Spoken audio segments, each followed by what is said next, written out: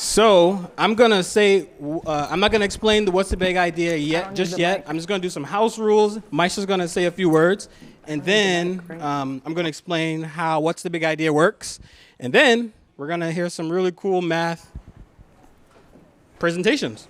Okay? So the first house rule is, as the presentations are going on, just make sure you keep the aisles clear, just because one, we don't want to trip anyone, and it's a fire hazard. Two is, as you're sitting here, you guys are great right now. Stay seated, don't jump around, no backflips, no cartwheels. You can clap, you can scream, you can cheer, all that. And the last piece is, if you don't have a cell phone, ask your parent to use their cell phone, because during the presentations, we're gonna be scanning a QR code to do a poll on Kahoot. You guys all know Kahoot, right? You guys know Kahoot? I know you do.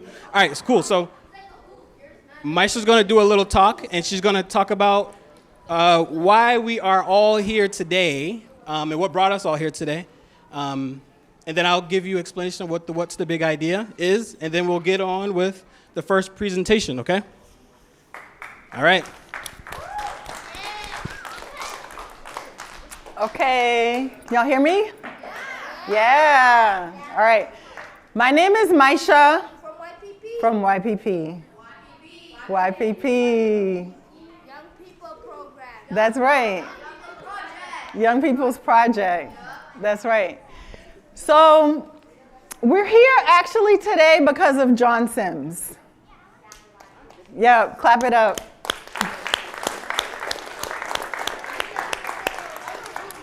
So this is his picture, and I just want to tell a little story. So a friend of mine, her name is Wesley Hogan. She's a professor at Duke University. And she sent me an email a year ago in March of 2022. And she said, I've been having some meetings with artists and historians, and next week I've invited somebody named John Sims to our meetings. Him. Yeah. And she said, when I was talking to John to prepare for his coming, he said, do you know the people who do the algebra project and the Bob Moses project? Do you know Bob Moses and the people who do the algebra project? So you all know YPP. Do you all know AP? So the algebra project started when I was in 8th grade. And my dad came into my 8th grade math class, and he became my math teacher. And then because of that, he started this whole project focused on helping all children learn algebra better.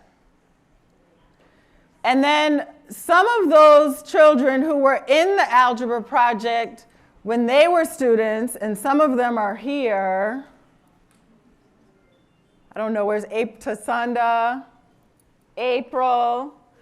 When April was in the 8th grade in Mississippi, she helped to start, yeah, that April, raise your hand. Hi, April.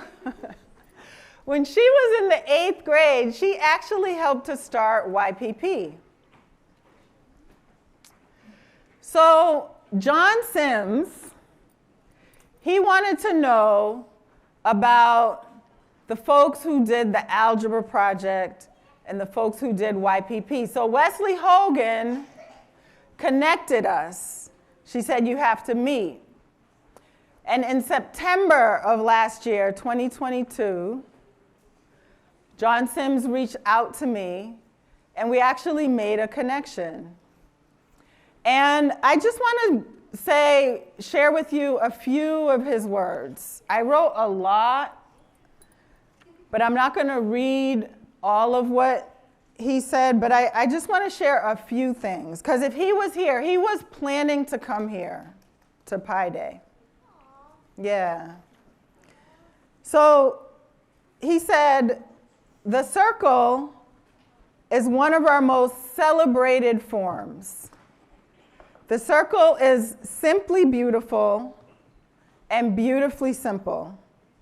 When you divide its core element, its diameter, into its outer body, its circumference, you will get something constant and magically special, the birth of pi.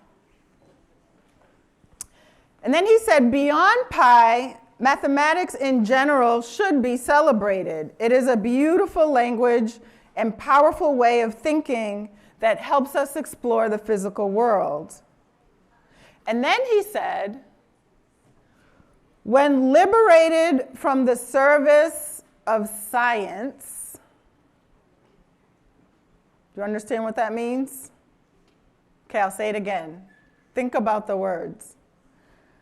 When liberated from the service of science, mathematics has its own integrity of expression, remarkable landscape, and capacity to inform and collaborate with the creative process across the arts. So Pi Day represents an opportunity not only to celebrate the digits of pi and all things circular, but also to honor mathematics in a larger context by contributing to who we have become as abstract thinking people. And he actually said Homo sapiens. So he said a lot. There's a lot to think about. So John wanted to work with us to do Pi Day. And then we said, okay, if we're going to do Pi Day, then we have to see some really special people would be willing to work with us. And so we reached out to the MIT Museum. And Carol is right here. This is Carol.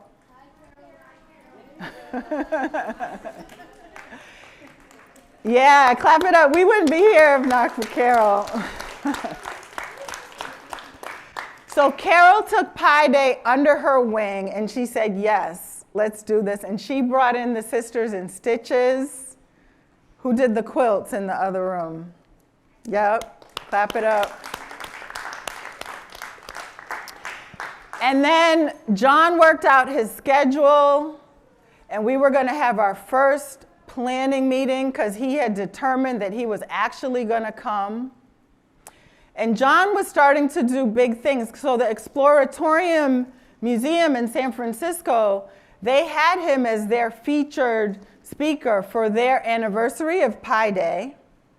And did you know that the Exploratorium actually started Pi Day? Did you guys know that? So the Exploratorium started Pi Day, I think 36 years ago, and they brought John to be their featured speaker for their 35th annual Pi Day. So December 9th, John sent us an email and he said, next week I can meet on this day and this time. And then we all replied, and then we didn't hear from him, and we didn't hear from him. And then we found out that he actually passed away on December 12th. Yeah. But he had a mission to make math accessible to all people. And he was actually pretty genius in that mission. He taught at Ringling University in Florida, and he designed a course to teach math to artists. And some of those artists were so inspired by his course that they actually switched from becoming artists to becoming mathematicians. They changed their major. So we did Pi Day. We decided we had to still do Pi Day, so that's why we're here today in honor of John Sims. And with that, I'll turn it over to Cliff.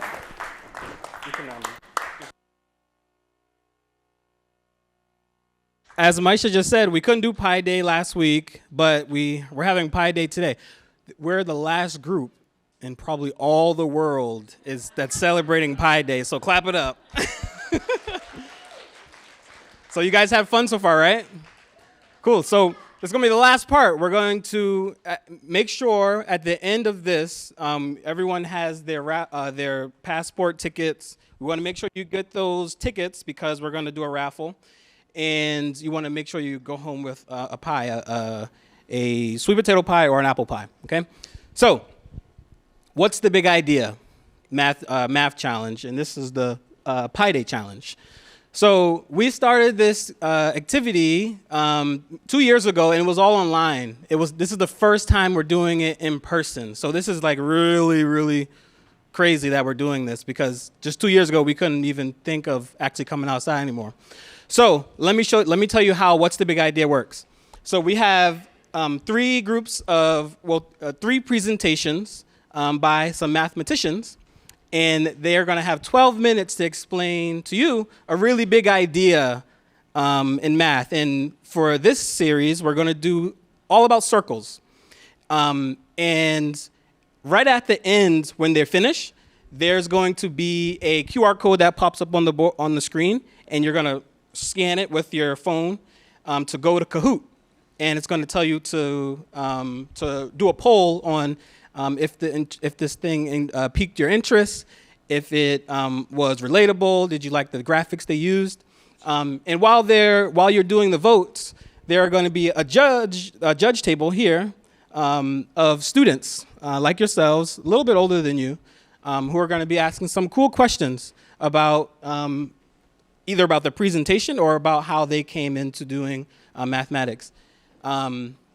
So, you guys ready to start? Okay, so first up, we have Clara, so just come over here. And then you can just let them know. But I didn't know this, right? So we both share a job. She worked in YPP in Florida a few years back, so I didn't know that. So this is really cool. So the world is really small, especially the math world. So we're going to leave it to you, and you're going to use the clicker. And when you're finished, you guys make sure to give her a round of applause. Okay? Can you hear me just fine? Every time I have a mic on, I feel like beatboxing. I turn into Dougie Fresh all of a sudden, which you all probably don't know who that is. My name is Clara Mabour, and I am a first-year STEM education PhD major at Tufts University. I want to know how people in their communities use the materials around them to solve their problems and to engage with the world around them. So that's what my interest is in. But prior to that, I was a STEM educator, so I taught biology research, and then after school, I did engineering projects with my students. And today I'll be talking to you about what makes a circle a circle. And 12 minutes, I got 20 slides, so keep me accountable. If I start going too long, just, don't be brutal, but be honest. Just give me a thumbs down, you're running out of time, lady. So over the course of preparing for this presentation, I got really, really, really obsessed with circles. I was seeing circles everywhere, and I kept taking pictures of them. I was in the middle of the street. I was taking pictures of people's cars. They thought I was definitely very weird. I had a bowl of ice. That one captured my attention. And in the sewer, I was in the middle of the street like this, trying to take a picture of the sewer drain.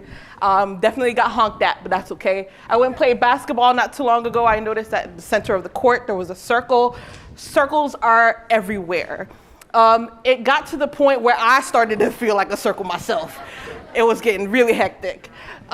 Even walking down through the city of Boston trying to look for circles, they were just really abundant.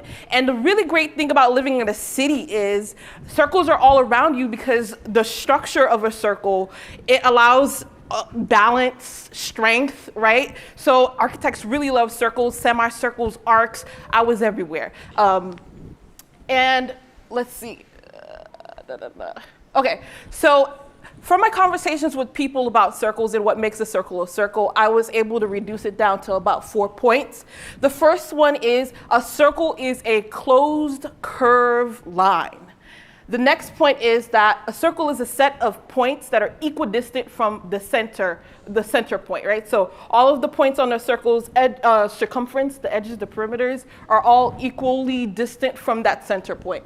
And then next, the circle has no edges, no straight lines, no vertices, no corners. And then last, this one I'm using as a way to check whether or not something is a circle.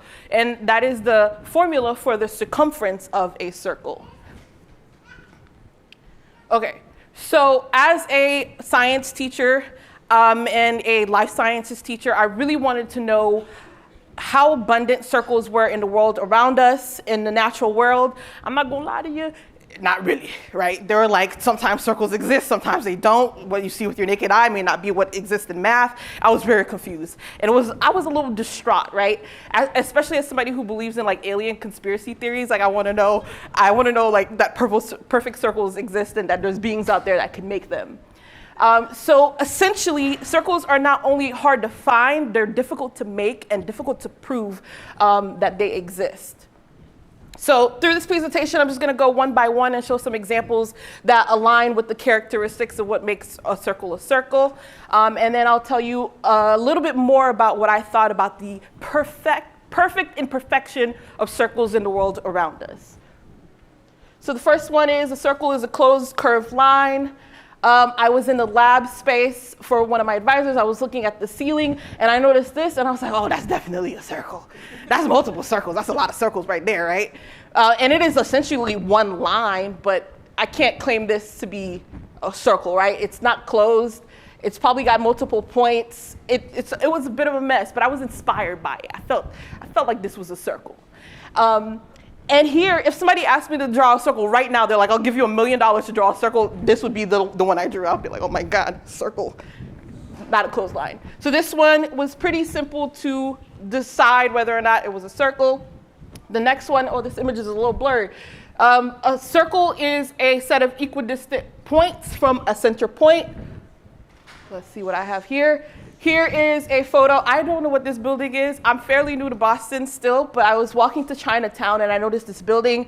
And I know how hard stonemasons and architects work to make things look perfect, neat, and beautiful. And I was wondering how good they were at their job when they made this building. So I decided to take a picture and overlay a digital circle and like a bullseye over it to try to see if I can get that bullseye towards the center to gauge whether or not this was a mathematical, theoretical circle. I'm gonna say yes. I'm also gonna blame it on me because I took this picture from a weird angle, but if I took it more straight on, it'd be easier to tell if it was a circle.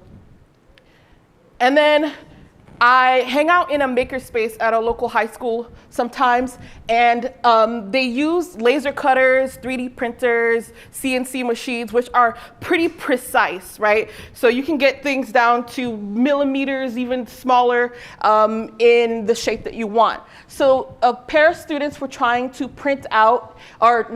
laser cut some circles on an acrylic sheet.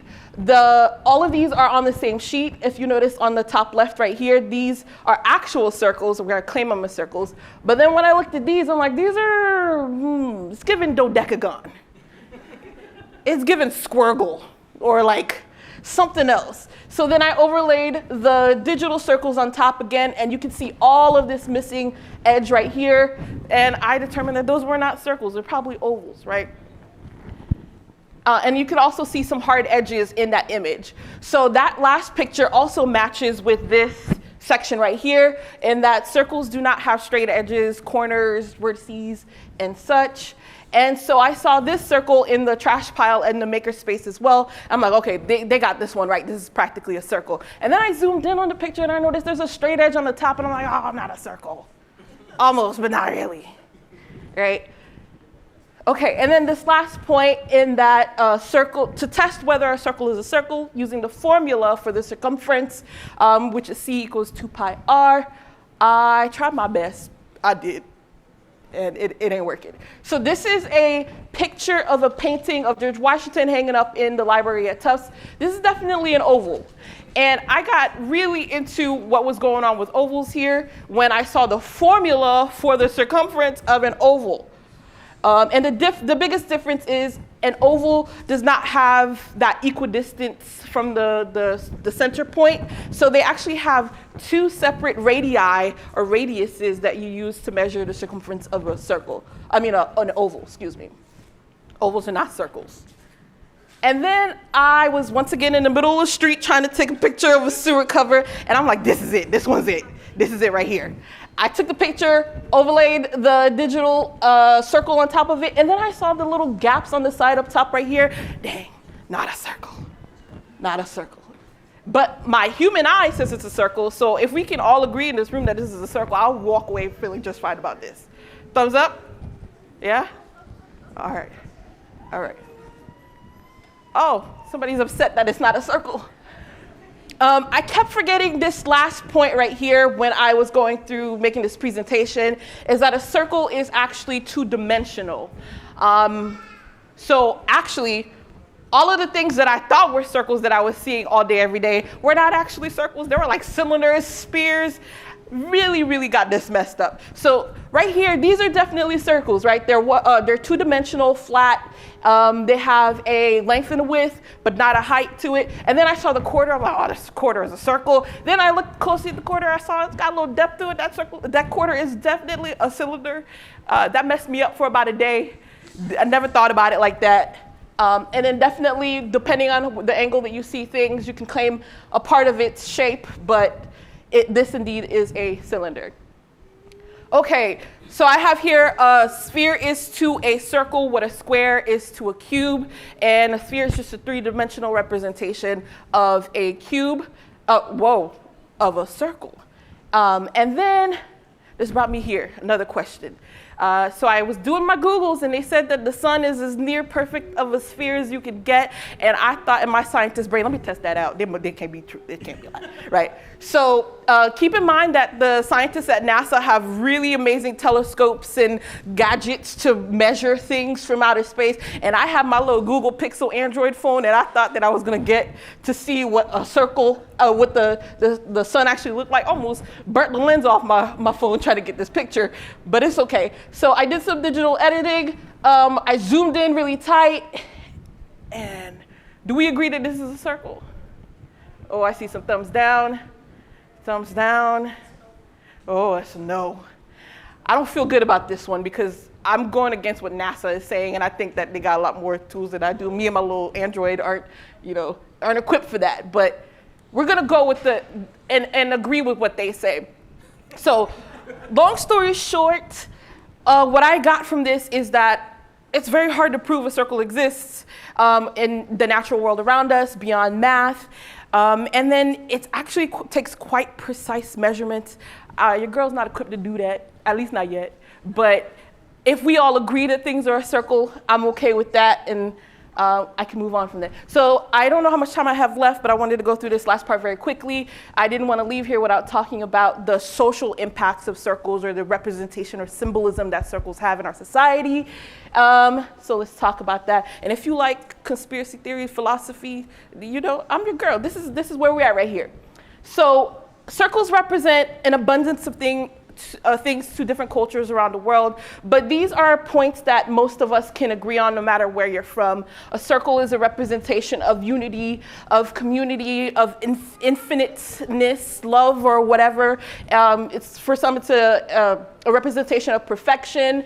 There was a period of time where we thought that crop circles were being created by aliens. I love that era in human society, right? Where people were just confused. And so I added this image up here. It just turns out that the farmers were doing an amazing job at what they do. And so I also love to play this game of make it work. So taking a theory that is quite logical, formal, and then actually breaking down social things and trying to see if they apply. So thinking of social circles, so like family and friends in the reunion, right? So what I did is I tried to see which one of these matched with the situation. And if you hug your family with a pie, essentially you're doing the circumference formula for a circle. It's 2 pies and people who love each other, right, are for relationship. I think that works. So if you ever are bored, I encourage you to take on this challenge. Think about the different social circles around you and try to see which of these things match with that concept. Yeah, this is Circle of Life. All right. Thank you.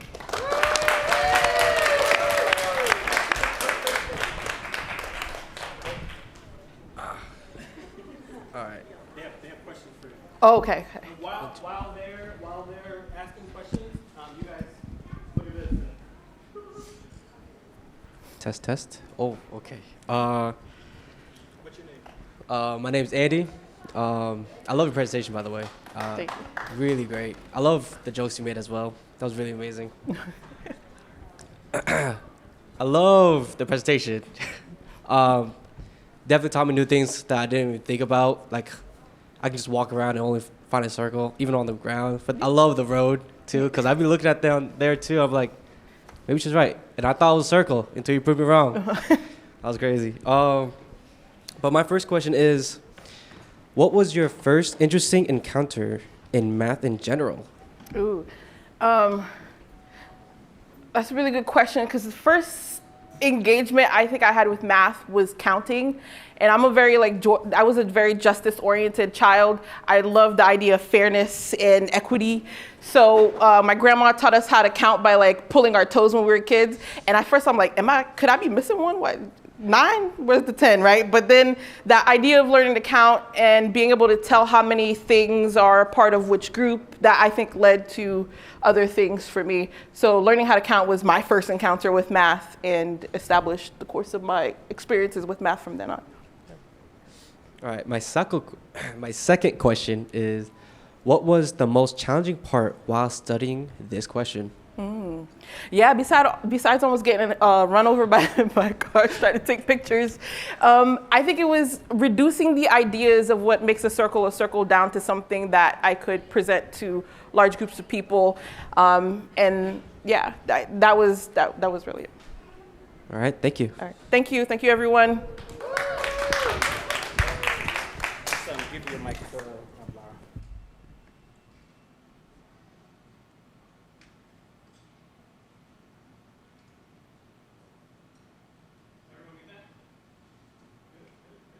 Let me get in this.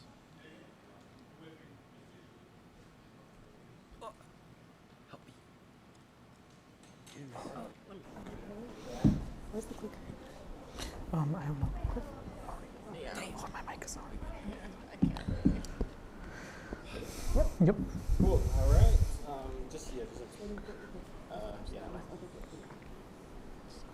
Hello. Okay, hello everybody. Wow, speaking with a microphone makes me feel so fancy.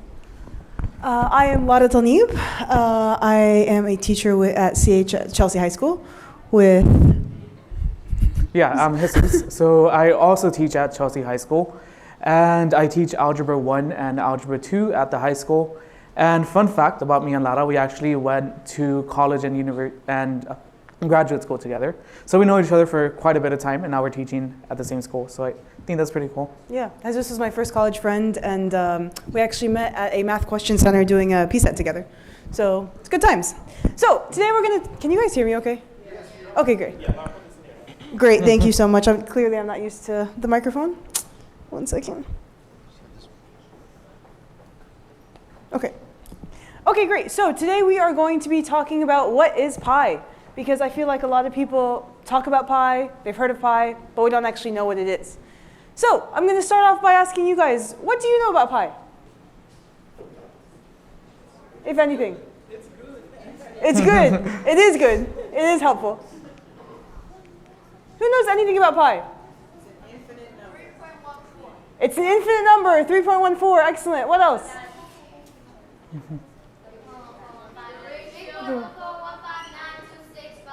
Wow. Okay. Impressive. Okay. I see someone reading it. Okay, great. We're going to get to that in a second. Also, Ramadan Kareem for those observing. So I went and asked all my students what they knew about pi, and a lot of them said that it's a weird symbol that's seen in math. They knew that it was related to circles. They knew it was an irrational number that goes on forever. And they often said that it's 3.1415. They didn't know as many digits as you did in the back. But none of them actually knew where it came from. And so I'm going to need 3 volunteers, or actually 6 volunteers. Okay, come on, write down. To come, and we're going to calculate pi together. Come on down. Yeah. Yep. We're going to do 3 teams of 2. Yeah, we need. Thank you. We need 6. Here you go. Do you want what circle do you want? So Choose I have one. 4. Okay, here you go. 5. Oh no, 4.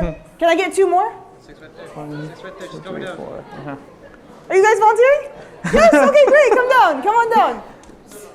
Okay, guys. So Jesus is gonna give you guys Here. all. I need a pair of 2. Yep. Everybody's gonna work in Partner of teams. Everybody's gonna work in pairs of Okay. 2. Okay. A little bit chaotic. Sorry. You can also- Here you go. And Measuring tapes. Yep. measuring tape and measuring tape. Yeah. Okay. These. Oh, wait. Yeah. Okay. So why don't you pair up with? Yeah, you'll be partners, and you can be partners with her. It's okay, guys. Interactive things always take a second in the classroom. So this is what we do. Okay. Basically, what we're gonna do is we're gonna derive pi. So all of you guys have 3 different sized circles, and you all have a white measuring tape, right? Okay. Great. So what I want us to all do, and I'm gonna present. Can you hold this for a second? So I'm gonna show you guys how to do this with me. And Jesus, you can actually click while I'm giving the instructions. But what I want everybody to do is go ahead and, with their partner, measure the outside of the circle, so the circumference, with the measuring tape. And I want you guys to use the black and white side so that you can get a more accurate estimate. So we're measuring in millimeters. Yep. Like that? Yep, and then you're just going to hold it. Yep. It is quite hard to do, so we're going to be rounding a little bit. Here, I got you. Okay. So round it all the way. And do you want to help? And what's me your hold name? it? Fear? Nice to meet you. Okay. So it's about 51, 52. Yeah. Okay. So you're going to take your number from the circumference. Thank you. Do we all have that? Do you Like guys have phones? 37.5. Okay, great. Use your phones. Put that number into your calculator. 37.5. Okay. 36.5. Okay. Put whatever You're the number you got expert for the here. circumference in the calculator. And then you're also going to measure the diameter of the circle. So that's the line that's in the middle from one side to the other. This one should be a little bit easier, hopefully. 36.5. Yep, right down the middle. Doing great. Okay? And then you're going to divide the first number by the second number that you just got. Yep. And we're estimating everybody. Okay? Yeah, the other side. You good? Yeah. Okay. Can I have the clicker again? Here you go.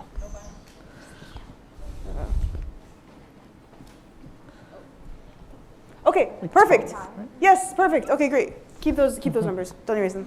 Do you have it in your calculator? Yes. Okay, perfect. So, what you just got, I want you guys to all keep your numbers on your phones, and I'm used to calling him Mr. Lino in front of the students, but Jesus is going to kind of walk you guys through the numbers that you all got. Okay. So let's start with you. What number did you get? Wait. 3.119658119658112. Yes, really long number. All right, so approximately 3.119 is what we got over here. All right, what number did you all get? 3.5. 3.25. 3.25. All right, and then what number did y'all get here? 3.047. All right, love the unity. Yeah. 61905. All right, awesome. Thank you all. So as we can see, everyone here, first of all, let's give a round of applause to our volunteers over here. It was really, really difficult to calculate the circumference and the diameter. So all of them here got numbers that are slightly off. So we know that pi is equal to 3.145 or 3.1415, and it goes on forever. And everyone here got a number that was approximately close to 3. And the reason why we were kind of off is due to human error in calculations. So some groups might have rounded up, other groups might have rounded down. Rounding sometimes results in small errors in our approximations, but so much. Thank you. I like your ring. pi is actually an irrational number, meaning it cannot be expressed perfectly, and it goes on forever and ever and ever. And we call pi irrational because it cannot be expressed as a fraction of two whole numbers. And usually we therefore round pi to 3.14 or 3.1415. And if we were to repeat this experiment that we did, or not experiment, but this calculation that we did with everyone, and we use a more accurate measuring tape in the sense that it has more tick marks, we would get a lot closer to 3.14 or 3.1415, therefore a lot closer to pi. And until recently, we actually haven't discovered how many total digits there are for pi, because as we know, it goes on forever.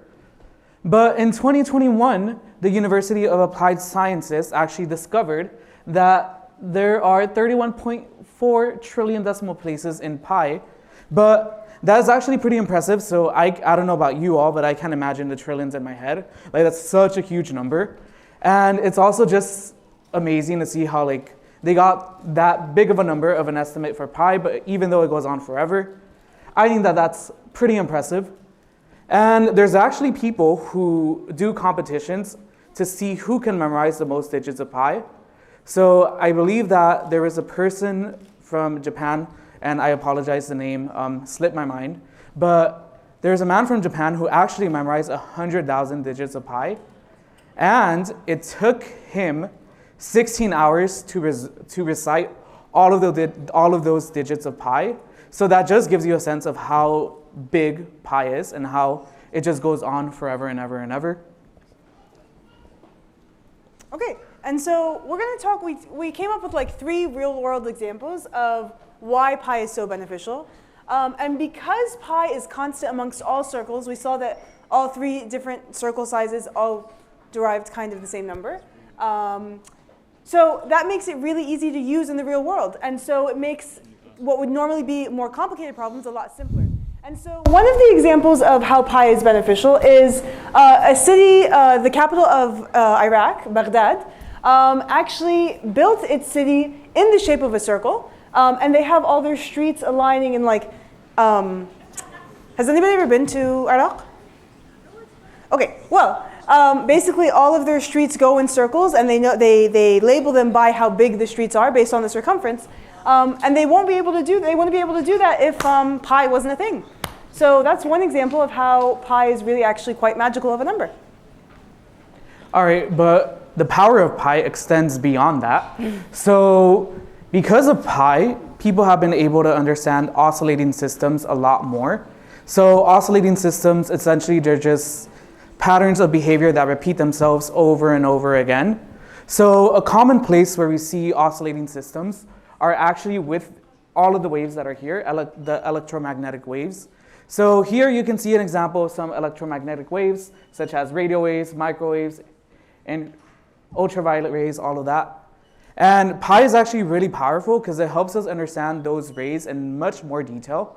And I won't go into the science behind it because, to be honest, the science and the math behind that is really complicated.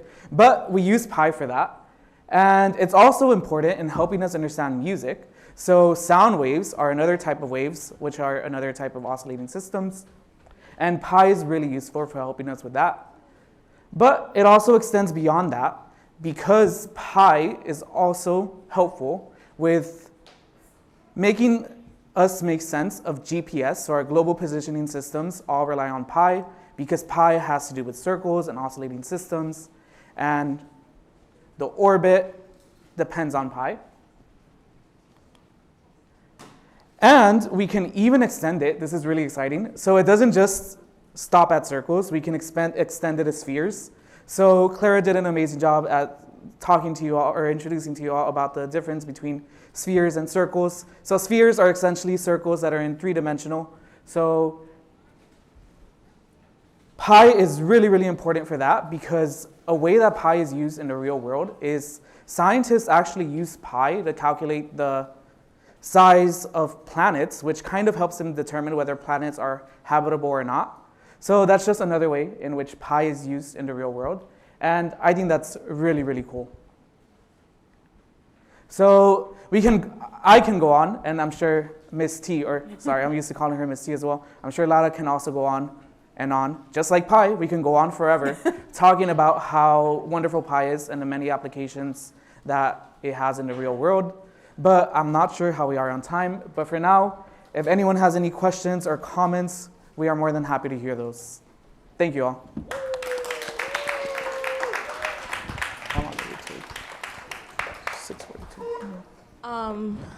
I really liked your presentation. I liked the interact. Oh, I'm Reem, and I really liked your presentation because, like, I like the little interactive visual representation you did with, like, the 6 kids who came down. It was really interesting to see it. But I had a few questions for you.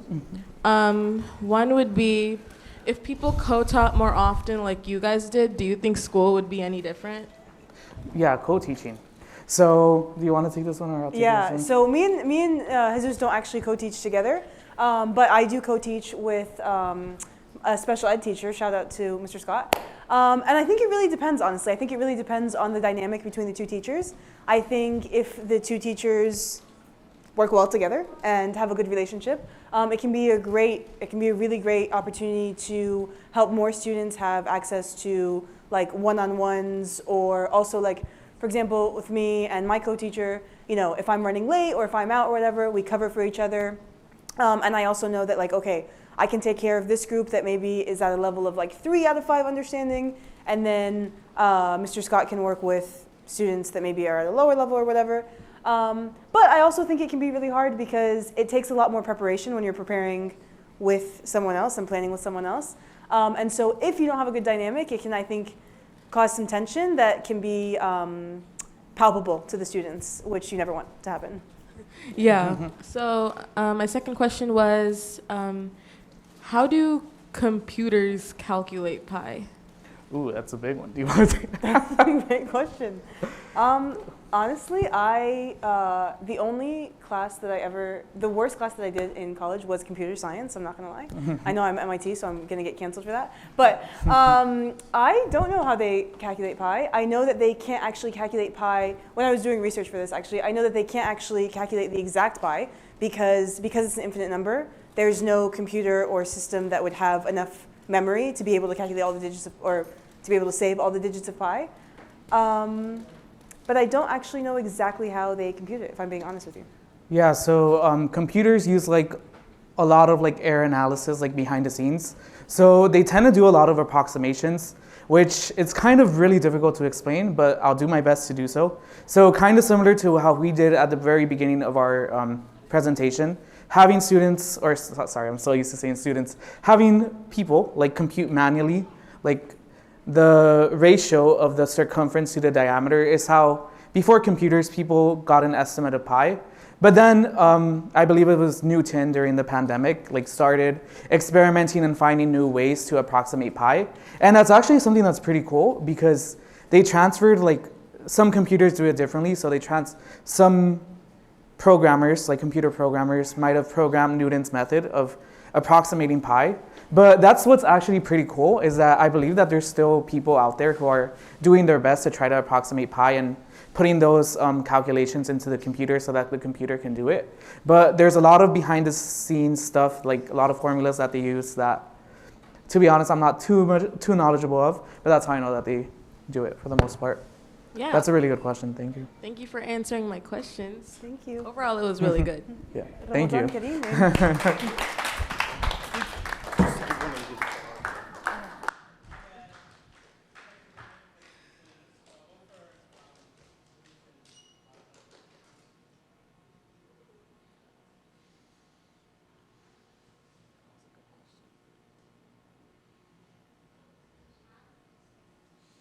One question I had was, one question I was going to say was, how would you guys play around? Thank you, Brent. 30 years I'm going to do a sound test too. How big? Oh, shoot. No, okay. Oh, oh, good. No, that's fine. That's great.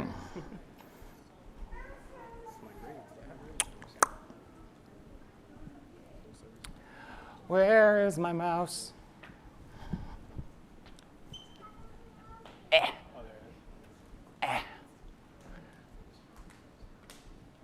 Okay, perfect. Alrighty, friends, how's it going? Good? Yeah? On a lovely Boston Thursday? It's Thursday. Yep. It's the end of March. Anyways, you'll notice that older people are obsessed of what time of the year it is. Okay, so I have a question for, oh, sorry, my name's Eric. I work at Boston University. I used to be a high school teacher, and then I went to elementary. I taught in New York City. I taught in the state of Georgia. I taught in the state of California. If you look at my resume, it looks like I'm on the run from the law, which is very scary because there's a camera here. But I have a question for you today, and it's this. Again, I'm going to look for my mouse. Here we go. Do circles have a culture? I want you to think about this. Now, I'm going to make it a little more fun for you. Imagine you got all the circles in the world, just like Clara showed us, and they got together. What do they do? What do their schools look like? What sports do they play? In your mind, yeah, pretend they're living beings. Close your eyes. What are they doing? Playing. What are they playing? They're running around. What else are they doing? You see them everywhere.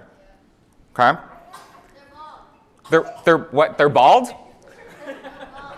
Oh, I mean, yeah. I mean, like, why not? Yeah. Jump rope, a jump roping circle. I would like to see that. They're playing soccer. Yeah, exactly. Now, like Clara, I was obsessed with trying to find circles, and I found one particular circle in every culture in the world, and that is, what is this? It's a drum. Does anyone recognize any of these drums? I'm going to put the names up for you. Maybe the names might help. Yeah, wait, no. They'll get there. There we go. Anyone recognize any of these names? Yeah? Yeah, so there are drums in every culture in the world. But my question that I kept on thinking is that, why in the world is it a circle? Have you ever seen a drum that's not a circle? Think deep. Does anyone have a sibling in a band or anything? Oh, she's in band. Oh, she isn't. Have you seen a drum that's not a circle? Have you seen a drum that's not a circle? Yeah. What shape is it? A rhombus. Well, an oval? A square? Like this? An octagon? Like this? I didn't pay you guys, so this is good. This is excellent. And you know what? I found an interesting drum online that looks like this. It's a triangle. But for the most part, all of our drums are circular. And Jesus did a lovely job of explaining oscillating systems. The reason why they are a circle is because of something called, now I'm not going to say the word. You tell me what this word reads. Fourier. Pretend you're French. Go. It's Fourier analysis. Yep. Fourier analysis is basically just like Jesus was showing, trying to understand when things oscillate or go up and down over time, just like a sound wave, just like this. This is what Fourier analysis does. But Fourier analysis is also important for musicians because of stuff that looks like this.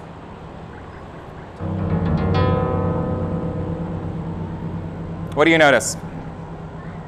They're vibrating in a particular shape. Let's look at, how does a drum vibrate? Take a look. It's also vibrating, yeah? Let's go for a slow-mo version of this.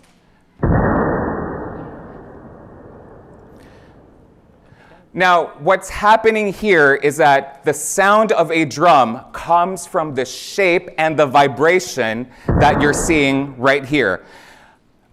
Scientists use something called, here we go again. How do you think this is pronounced? This is better. Chladni. One more time, chladni. Chladni. Figures. Now, what they do is they basically pour salt all over different surfaces and see what happens with the shape. And the shape tells us about the sound.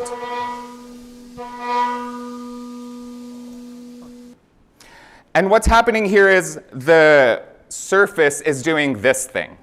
And mathematicians analyze how the surface is moving to understand what sound it's making. So he's going to play another note.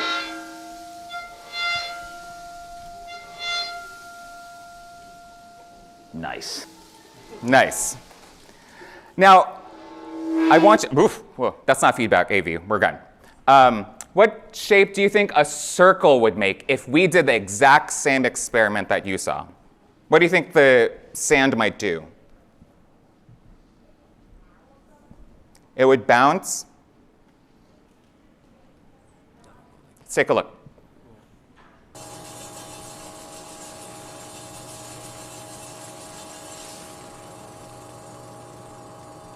This isn't feedback, by the way, what's about to happen. It's part of the thing.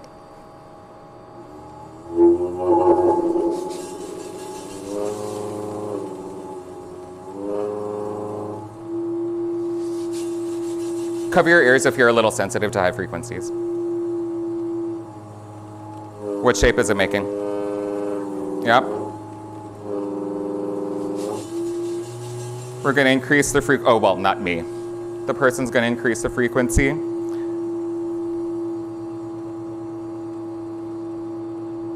And yes, this is what scientists do in the meantime. They just stare at stuff.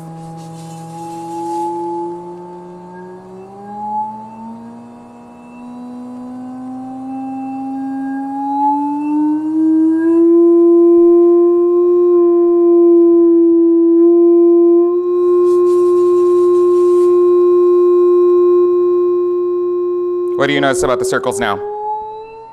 2 circles. What do you think is going to happen if we go up in frequency?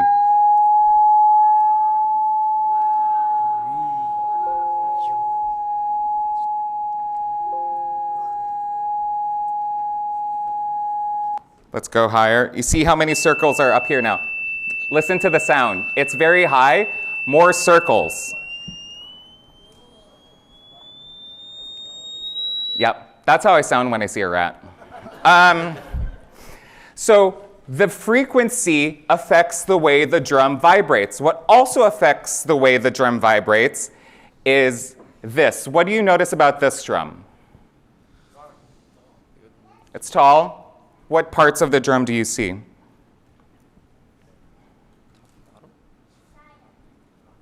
What do you notice about the sides of the drum?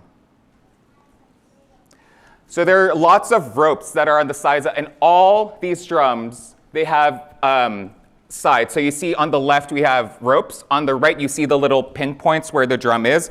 Those are computed so that the drums sound a particular way because it affects the Fourier analysis. Now mathematicians love talking about Fourier analysis, and I'm going to show you how mathematicians fight. A mathematician said, one can hear the corners of the drum, and then another mathematician said, you can't hear the shape of a drum. And ladies and gentlemen, this is how mathematicians fight. That's it. They just write. So circles are really interesting because of that.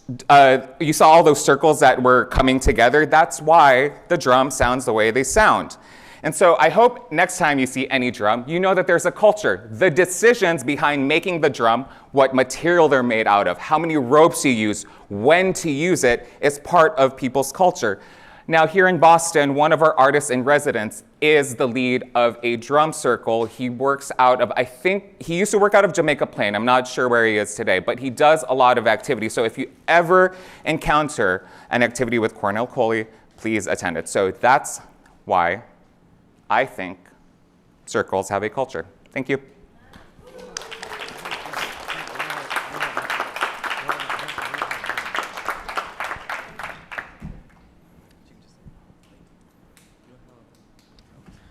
Hi. So Hello. My name is Natalia. Hi, Natalia. I really enjoyed your presentation. I did not know that about drums, so Yeah. it was very cool. My first question is, what is your favorite aspect of a circle? So Clara actually already talked about this, but there is an equality to a circle. The symbolism of equality that a circle brings is great aspirationally. If you attend a drum circle, the first thing the facilitator will say is there's no lead and no one follows. It's an aspect of equality that I think is hopeful for us to strive for. It's a great symbol, but we're not there yet. We're working on it. And my second question is, what advice would you give to a young person interested in math? Okay, now this is really important, okay? Touch your nose if you can hear me. Okay, thank you. In any of the alphabet soup of STEM, there is a difference between fitting in and belonging. Does anyone know the difference between fitting in and belonging? When you fit in, you change yourself for others' expectations. You don't look like a mathematician. You don't look like a scientist. You can't do this because you're from this area code. Versus belonging, where you change the environment around you so you don't have to change yourself. So the advice that I'm going to give is look for people who make you feel like you belong, not make you fit in. I like that. That was really good. That's I'm gonna try to be Miss USA this year, but we'll see how that goes. Go on. Woohoo! All right, so Eric, I took his class last semester. It was fun. So when you all go to college, and if Eric's still professoring, take his classes. Cool. So how was this? How was you guys' day? Was it great? You want us to do this again next year? All right, we got some work. We got some work. Cool. So the last bit of this is raffle time, and raffle time, and also a surprise for all the kids that are in the room. So before we do the raffle, this is a special treat from the Young People's Project. We did this for the last What's the Big Idea Math Challenge. It's an opportunity to win a pizza party for your classroom. Ready? So there's only there's only gonna be one winner, and the way we're gonna do this, I actually need some paper and pencil. Does anyone have a paper and pencil? I just need one piece of paper and one pencil, so people don't think I'm cheating. So, hold on. So I'm gonna flip to this to the next slide, and the prompt is basically you are going to insert a number here that has it can be a decimal, it can be pi, it can be whatever it wants to be. Between 0 and 500. The closest number wins a pizza party for their classroom. If there's a number that comes in that they're the same as the number that I pick, then I'll pick the number that came in first. Okay? Huh? Decimals work. Decimals work. All right? So I'm going to write the number on this thing so that no one knows that I was cheating. So scan this, and if you don't have an email, make sure your parents, you put your parents' email. If you know your email, put your email. It'll just be the way I, find you.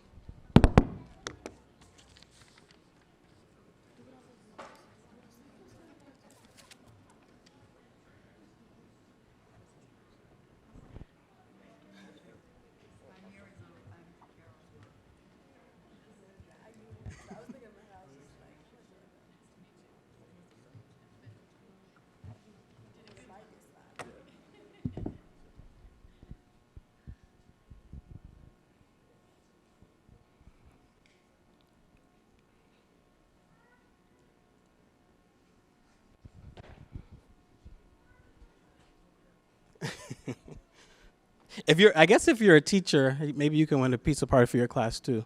So if you're a teacher, scan it.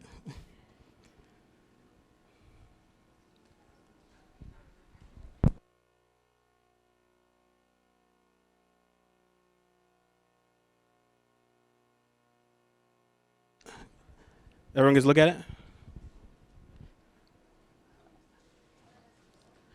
I've already forgotten the number, but good thing I written it down. Okay.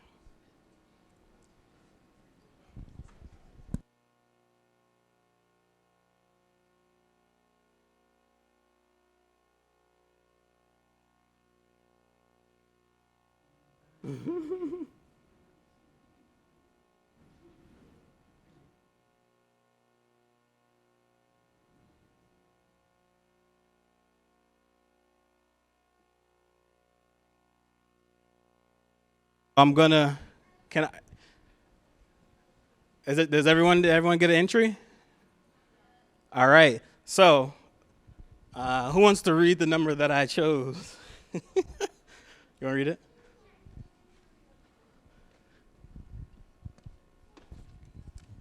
$314. I hope y'all got that. Yeah, you can switch back. 314. All right, so today is 323, so everything that's in here. All right, who we got? We got any 314? Oh, we got 3 point. Did anyone get it? Where? Which line? I don't see it. Oh, 309.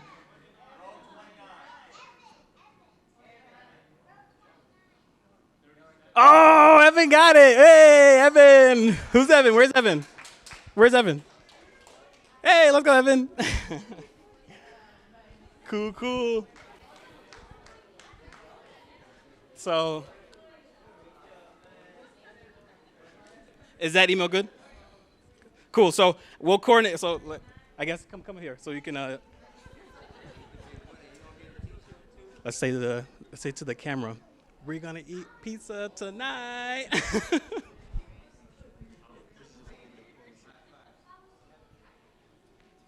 All right, so we'll get in touch with Dad to get you got to tell your whole class that the reason why they're eating pizza today is because you had a lot of fun with math. Cool? Cool. All right. We'll get in touch with you. Yeah. Yeah, he wants this. So the last bit is so the raffle bin. Nana, do you have? Oh, where's the raffle bucket?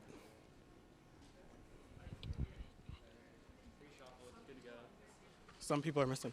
So this is gonna be a raffle ticket for one of these T-shirts. So this is like a one of a kind. I don't know if they're ever gonna be made again, because one, it's 2023 and it's for Pi Day. So, you think I should pick it?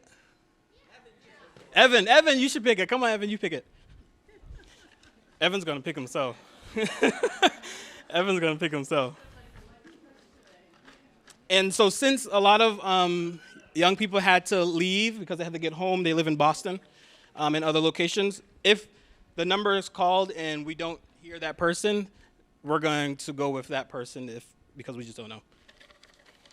You can't look. Oh, there it is. All right, let's see what's on the back of it. All right, so read that number.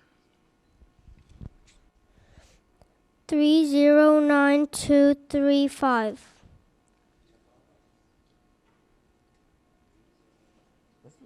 We have a bunch of T-shirts, right? Oh, do you? Woo!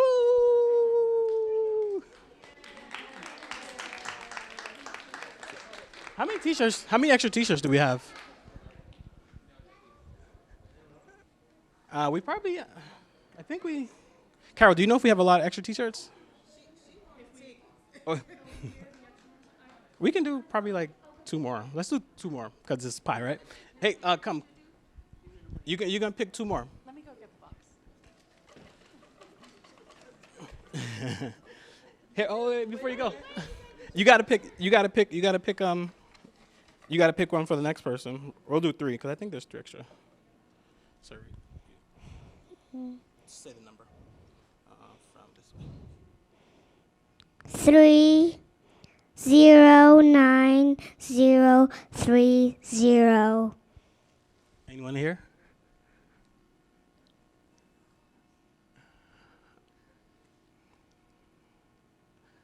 All right, that's probably someone that left.